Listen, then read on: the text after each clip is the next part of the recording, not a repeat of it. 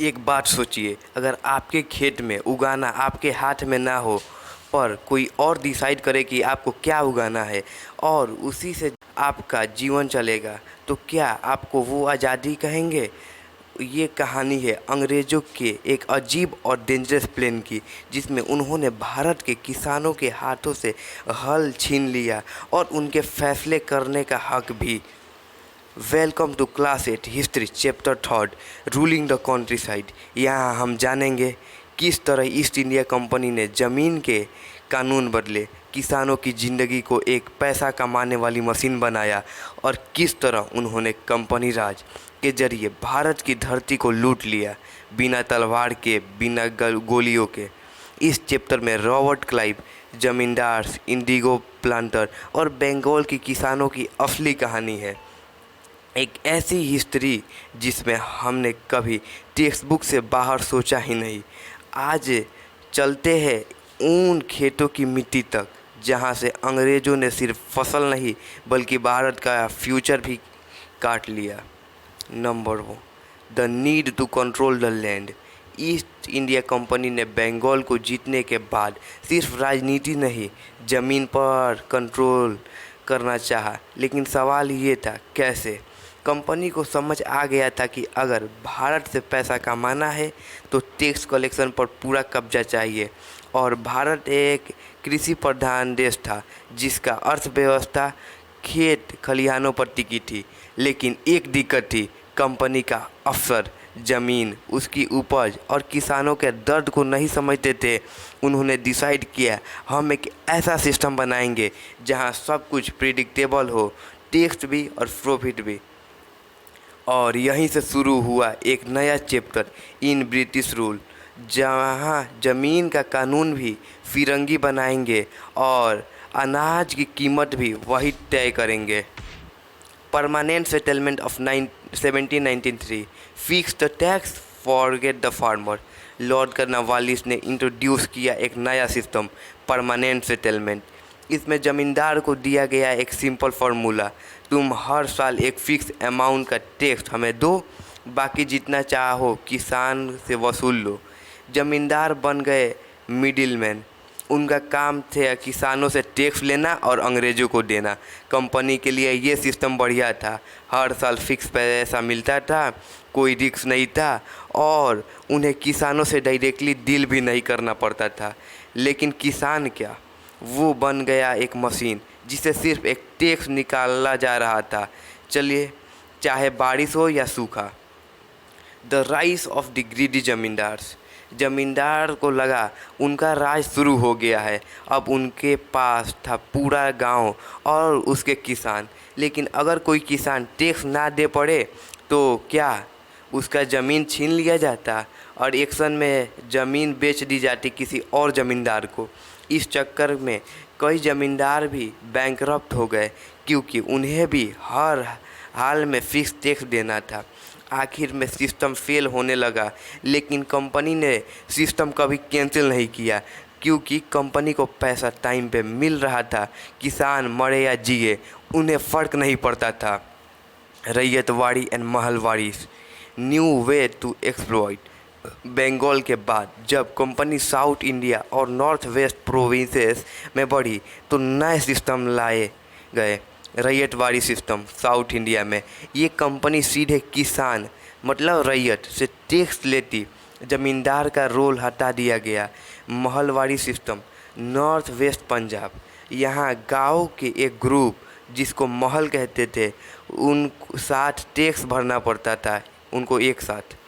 सुना तो मॉडर्न लगता है ना, लेकिन ये सिस्टम भी एक जैसे ही थे, टैक्स ज़्यादा और किसानों के लिए नुकसान ही नुकसान। फार्मिंग का सिस्टम अंग्रेज़ों के लिए एक एटीएम मशीन बन गया था। The Indigo rebellion, the blue gold and the bloody fields. अंग्रेज की एक और चाल थी इंडिगो फार्मिंग, अपने सुना हो गए ब्लू गोल्ड। यहाँ तक कि किसानों को ये समझाया गया कि इंडिगो एक कीमती क्रॉप है जिसे अंग्रेजी मार्केट में बेचा जा सकता है। कंपनी ने इस प्लांट को ब्लू गोल्ड के नाम दिया और ज़मींदार और कंपनी के एजेंट ने किसानों से इंडिगो उगाने को ज़बरदस्ती थोप दिया। किसान के पास और कोई चॉइस नहीं था, उन्होंने सिर्फ इंडिगो उगाना था और कोई और क्रॉप नहीं, क्योंकि कंपनी को इंडिगो की ज़्यादा ज़रूरत थी। ये क्रॉप्स उनके लिए ज़्यादा प्रॉफिटेबल थे। किसान के पास अब कुछ नहीं था, उन्हें अपनी खुद की ज़मीन भी छोड़कर कंपनी के ऑर्डर पर इंडिगो उगाना पड़ता था। लेकिन सब कुछ वैसे नहीं चल रहा था। किसानों के बाद में समझ आया कि उन्हें कंपनी से ये जुल्म और लूट बंद करने की ज़रूरत है, और इसी सोच से इंडिगो रिबिलियन का जन्म होता है। The life of the Indigo farmer. Indigo farmer की ज़िंदगी की तस्वीर को समझना ज़रूरी है। सोचिए, एक किसान जिसे अपने रैयतवादी क्रॉप्स को छोड़कर एक फॉरेन प्लांट इंडिगो उगाना पड़ता है। उसके पास अपनी रोजी रोटी की सोर्स नहीं थी।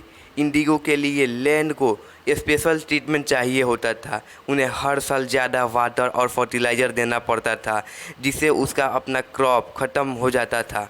ज़िंदगी हर दिन हर रात स्ट्रेस से भरी होती थी। कंपनी को टैक्स सिस्टम भी इतना सख्त था कि एक गलत फैसल या नेचर के अनप्रिडिक्टेबल डिजास्टर किसानों की बैंकरप्टी के कारण बन जाते थे। उनकी काम की दुनिया कंपनी के लॉ और सिस्टम से घिरी होती थी, जिसमें सिर्फ कंपनी का प्रॉफिट थी और किसानों की प्राइड और इंडिपेंडेंस छुप गई थी। The great revolt against Indigo. जब किसानों को लगा कि अब बस हो गया, तब उन्होंने इंडिगो रिबिलियन का सोचा।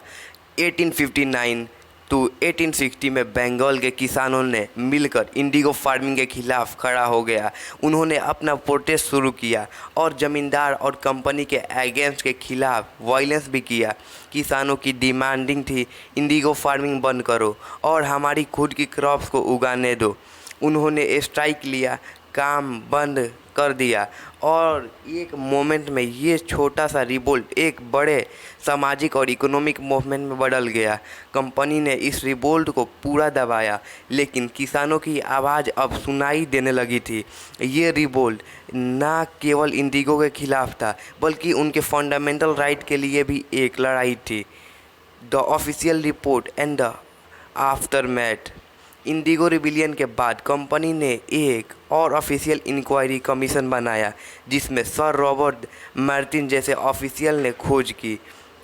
उन्होंने इंडिगो फार्मिंग के बैड इफ़ेक्ट्स को रिपोर्ट किया, जिसमें कहा गया कि किसानों के मेंटल और फिजिकल हेल्थ को कितना नुकसान हो रहा है। जब ये रिपोर्ट पब्लिक हुई तो कंपनी को इमेज थोड़ा डिस्टर्ब हुआ, लेकिन उसने अपने कंट्रोल को उतना ही मजबूत बनाया रखा। बाद में इंडिगो फार्मिंग का एक ग्रेजुअल डिक्लाइन शुरू हो गया।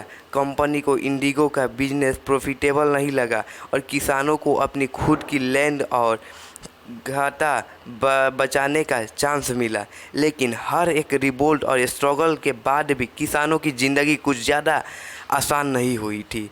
यहाँ तक कि कंपनी की पॉलिसी की वजह से इनइक्वालिटी और एक्सप्लॉइटेशन का सिलसिला ज़्यादा बढ़ता गया।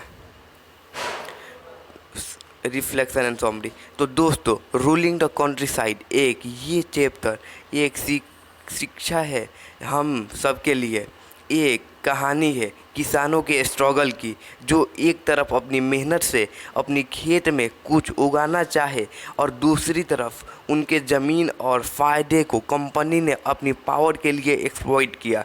कंपनी ने अपने बिजनेस और रूलिंग सिस्टम के काफ़ी इफ़िशिएंट बनाया, लेकिन किसानों की दर्द और जलती हुई ज़िंदगी को कभी नहीं समझा।